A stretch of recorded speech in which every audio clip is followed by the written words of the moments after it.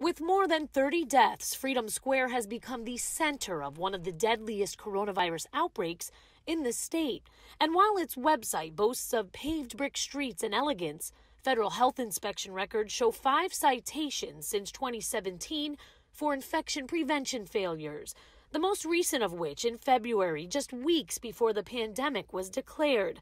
In that report, both a CNA and occupational therapist not wearing proper PPE to aid residents in isolation. In another report, staff didn't change gloves between cleaning up stool and dressing a wound.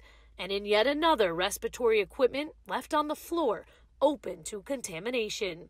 But as startling as these citations are, USF research assistant Dr. Lindsay Peterson says they're hardly unique to Freedom Square. About 57% of all nursing homes in the country had at least one infection control deficiency between 2017 and 2019. In fact, the Kaiser Health Foundation reports government health officials have cited more nursing homes for infection prevention failures than any other violation since 2017. Peterson says lack of proper training is partly to blame. These are people who have to get very close to the people they work with. They have to clean them, they have to bathe them, they brush their teeth, they turn them, they dress them. Training is huge. Peterson says a new regulation meant to help with the issue was supposed to go into effect by the end of 2019. It would have required facilities to employ an infection preventionist, someone to oversee training programs on site. That regulation had been delayed. The guidance was that it would go into effect later in 2020. And now here we are, a pandemic. And now here we are. In Pinellas County, Kate McVeigh, Spectrum, Bay News 9. She wrote this for me on our anniversary. Thank you for the best 36 years of my life. All such good memories now winding down to begin the new adventure of retirement. I met Jenny in the Peace Corps. I was just kind of an automatic connection. She's really pretty, and she's kind of like a Mary Tyler Moore. She's just a very, happy person. After we had been in Malaysia for about 4 or 5 months, and then we got married. I had a motorcycle that we had traveled on a fair bit. We built up the bike so that we could put our sleeping bags and all our clothes and my guitar and everything on the motorcycle. And we drove down to Singapore and began our adventure. We eventually came back to the United States. After about a year or so, Jenny got pregnant. Now we were 3 of us in the family. She was a perfect mom. You can't but help it, but just be, grateful. The years then go by as they do, and you got to a point where you had to take care of Ginny more than you ever expected. Yes, before she went into the facility, she didn't recognize herself, she didn't recognize me, she didn't recognize the places we had gone. That's why it was so extremely hard. I just couldn't do it anymore. The last couple of years, I've been going 6 days a week. That was my purpose in life, was to be with her, to help her. And then the pandemic hit, and that's where we are right now. We can't connect through a window. I need to be able to put my arm around her. I need to be able to give her a hug. I need to be with her. You finally did get to see Ginny after 5 long months, but it's because she was moved to hospice. To say that's bittersweet is an understatement. I'm very happy that hospice is going to be helping her, but I also know what that means. I'm not prepared to say goodbye.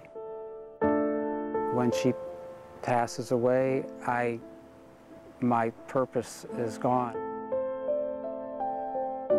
Let's see if we can make it another 36 years together. I'll be 99 and you'll be 96. I love you, Ken. Jenny.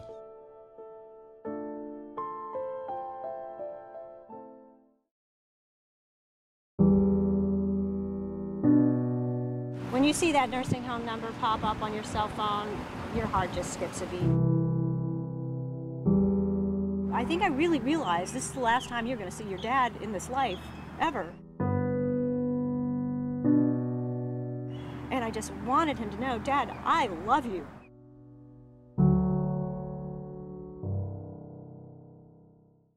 My father's name is John A. Marsh Jr., and he was born in 1929. He went into the Army after high school, and he became part of the Reconstruction in Germany after the war.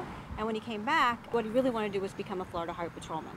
And so he applied, and he realized his dream. That's what he did for 32 years. He would do little special things when he worked at the Highway Patrol station. They had a machine there that, you know, a Coke machine, and it had those chocolate Yoo-Hoo drinks. I would run to the patrol car, you know, what do you have today, Dad? And he would bring me a Yoo-Hoo home from work.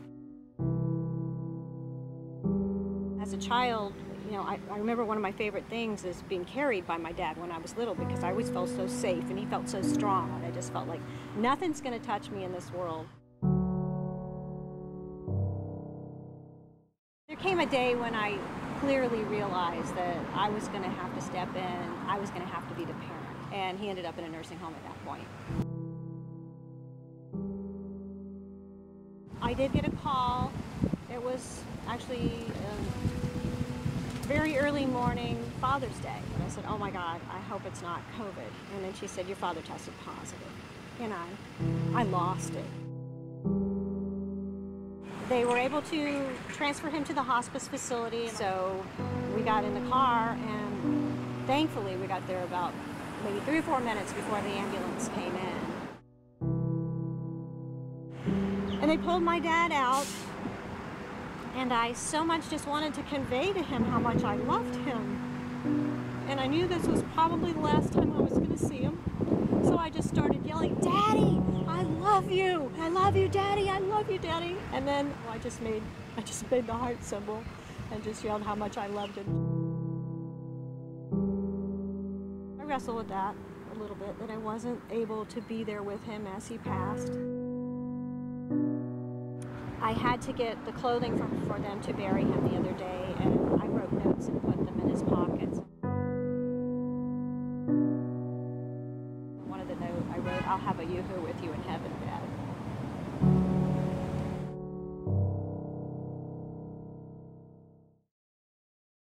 Normally this time of year, the conversation in the Grand Villa Lounge would be about the holidays. Oh, family. And Christmas presents. But it's 2020, and for long-term care residents, all of that is on hold as they await the vaccine.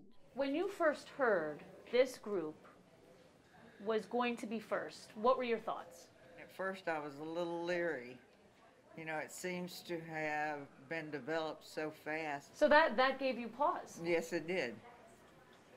But then I decided, let's get the show on the road. Did you feel the same way as Susan, a little leery at first? No, not really. They've done this before. They had the science. They're doing the best. It'll go away like everything, and it won't come back.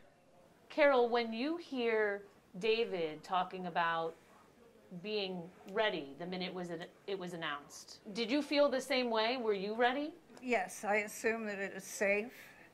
But I think we should be the last people to get it, not the first. Younger people should get it first. That's very selfless, because you all are so vulnerable. It's not selfless, it's the way it should be. I'm 86 years old. How much time do I have left? I've had a good life. If I get it, I get it. It's not the direction I expected the conversation to take, but all three agreed. To think this entire time we've been on the outside, worried about them, and all the while they've been inside, worried about us. Kate McVeigh, Spectrum, Bay News 9. A 20-story building towering over Boca Ciega Bay. It's the place Jim Donarski calls home. He showed us around today, a welcome visit considering the past 10 months. Have you gotten a little bored in here? What has it been like? You haven't been able to really see family. No, and they cut out the activities and that, and as you can see, they brought my luncheon. But Jim's in good spirits. Chatting with him, I got the feeling that's how he always is. Upbeat, showing off both the view of the water and of his family. Their photos hung proudly on the wall. Have you missed them? Have you missed the kids? Well, of course. My daughter especially, you ladies control this world, but you can Your think of sons all... are going to hear that you missed her the most. Yes. And to see them again, to hold and hug them, it's a thought that got Jim up bright and early this morning to wait for the vaccination team from CVS. Oh my God, it's suspenseful. But Jim was ready, sleeve rolled up, charming, even the pharmacist. Yeah, I think that's the hardest arm I've had yet. Well, how about that? The 89-year-old will be quick to tell you it's from years of playing football. Should I flex? Easy laughter that can almost make you forget the seriousness of the situation. Though Jim quickly reminded us the visitors he wants most, his beloved children, before it's too late. But when you can see the person and actually look at them and touch them, precious. Kate McVeigh, Spectrum, Bay News 9.